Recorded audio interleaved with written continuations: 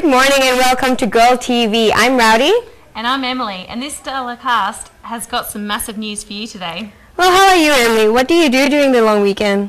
I'm good. I went down to Melbourne for a wedding, and I was lucky enough to sit on the table with Captain Helen Barnes, who told me stories about World War II.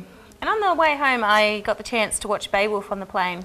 Oh, sounds like you had a really long weekend. I climbed Mount Warning and my calves hurt. Ouch. Well, you have to tell me more about it. But before that, let's cross over to Kate for some news updates. Thanks, girls. Making headlines this morning, US President George W. Bush has implored Burma's rulers to accept offers of disaster release after a devastating cyclone killed at least 22,000 people. His plea came as the White House announced another $3 million, although estimates for aid are now in the $100 million mark.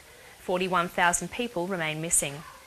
In national news, one of Queensland's most notorious criminals remains critically ill in a Townsville hospital. Faye Cram, formerly known as Balmain Faye Beck, was jailed for life for the 1987 torture and murder of Noosa schoolgirl Sian Kingi. She was hospitalised earlier this week to be treated for a heart problem, but her condition has deteriorated. Meanwhile, weather forecasters say hopes of drought-breaking rain in Queensland are over because the La Nina pattern has petered out. Forecasters say the recent La Nina caused the flooding in Queensland last summer, but ended too soon to break the drought. Senior climatologist Brad Murphy warns it's about to get a lot drier.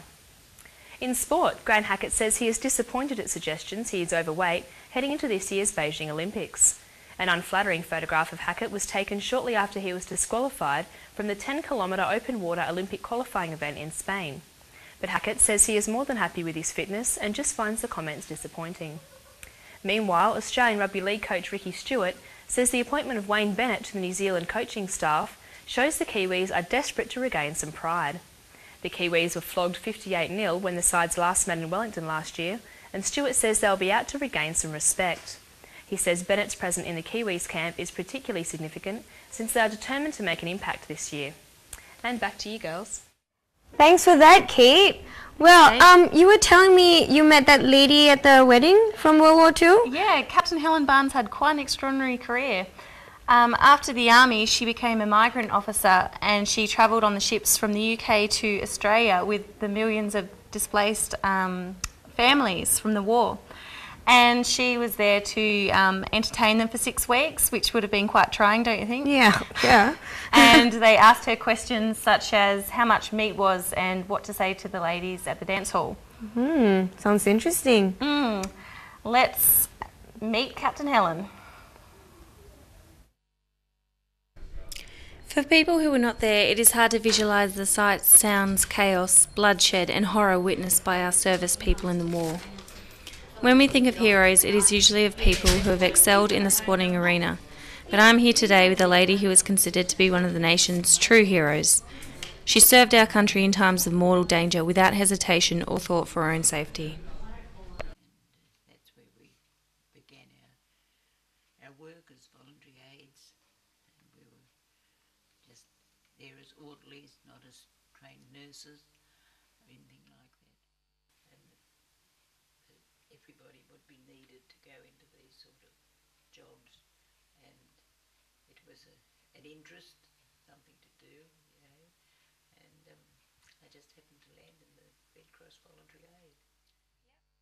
There. Well, that's some interesting things she told you. She clearly did more than just bake cakes. Speaking of cake, here's Kate with some entertainment bites. He might be the hottest property on TV right now, but celebrity chef Gordon Ramsay has burned an offer to hit the dance floor for Channel 7. While he's reeling in the ratings for Channel 9, Ramsay gave a flat no to appear in the next local series of Channel 7's Dancing with the Stars. However, while Ramsay refused the request to dance, Sonny Bill Williams may put his fancy footwork to use on the floor. Rumours abound that the Canterbury Bulldogs star will be dancing on national television after Channel 7 set him in their sights to appear on the show.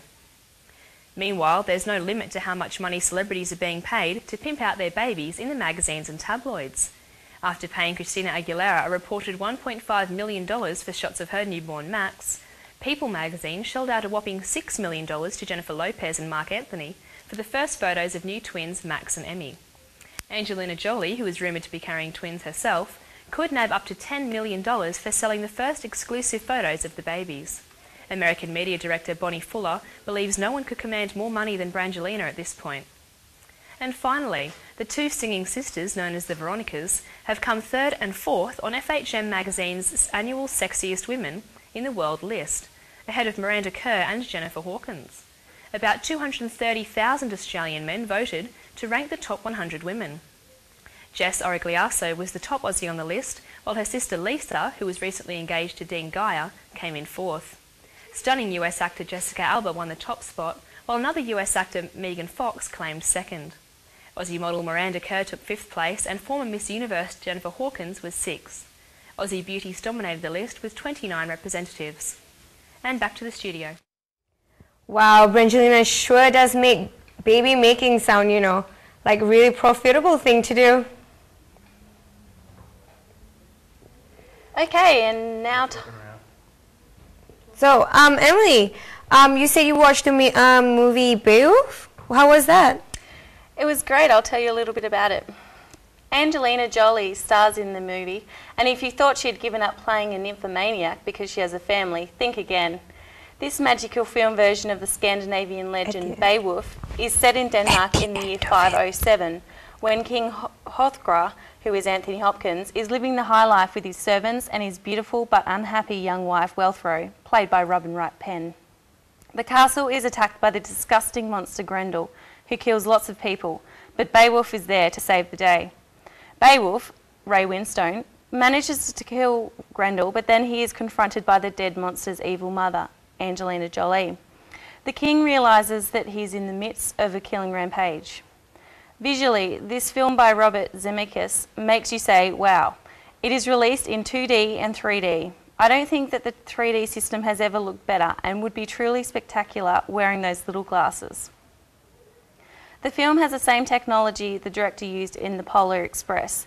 This employs actors whose performances are captured by myriads of digital sensors attached to their faces and bodies, and these images become input into computers.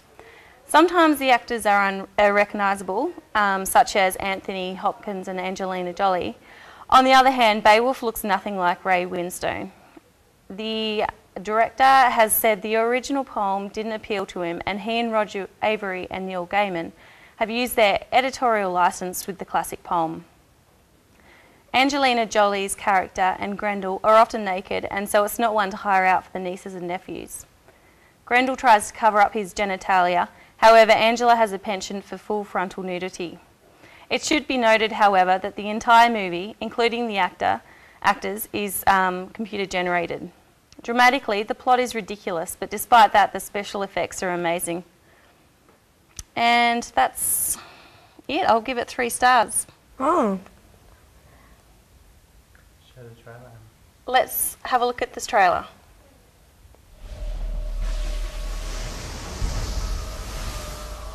They say you have a monster here. They say your lands are cursed. There have been many brave men who have come. But in the morning, there was nothing left but blood on the floor, and the benches, and the walls. Well, that looks cool. Did you like it, Em? Yeah, it was good. I don't usually rate fantasy films, so 3 stars is pretty generous. Well, folks, that's all we've got for you today. Don't forget to watch us again next week. Same time, same place, different host. See ya! Bye.